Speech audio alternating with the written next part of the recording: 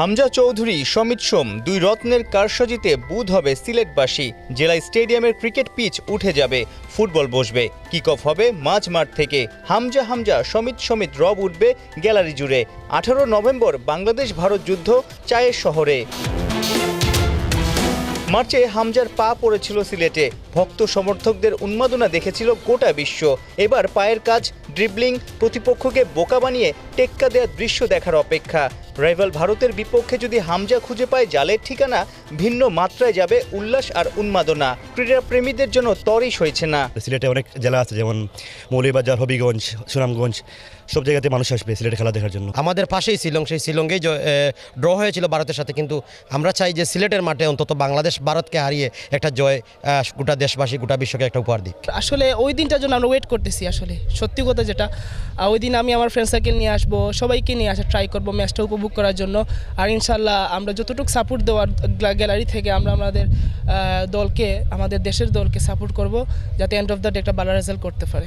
গলার জোর বাড়ানোর জন্য প্রস্তুতি শুরু করবে নিশ্চয়ই। হ্যাঁ, অবভিয়াসলি। 6 মাস বাকি। জেলা মাঠের আউটফিল্ড নিয়ে কাজ করতে হবে অনেকটা। বিভিন্ন জায়গায় উঁচু নিচু আছে, ঘাসও এক এক জায়গায় এক এক রকম। আন্তর্জাতিক ম্যাচের জন্য মাঠের সব দিকেই সমান থাকা চাই। গ্যালারি জুড়ে চেয়ার, পরিপাটি স্টেডিয়াম।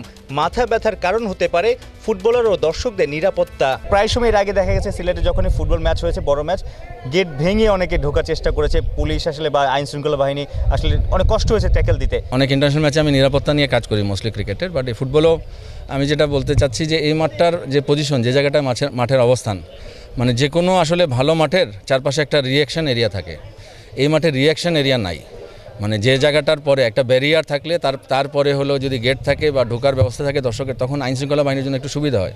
তো এখানে ওনাদেরকে অনেক কষ্ট করতে হয় এটা ম্যানেজ করতে। বাফুফেকেও একটা ভালো সিকিউরিটি প্ল্যান করতে হবে। মানে এইসব ম্যাচের জন্য আমি মনে করি সিকিউরিটি এক্সপার্ট নিয়োগ দিয়ে প্রয়োজনীয় ব্যবস্থা নেওয়া উচিত। এবং একই সাথে শহরের অনেকগুলো জায়গায় যদি ওনারা জায়ান্ট স্ক্রিনে খেলা দেখার ব্যবস্থা করতে পারেন, তাহলে মনে হয় এটা ম্যানেজ করা সম্ভব।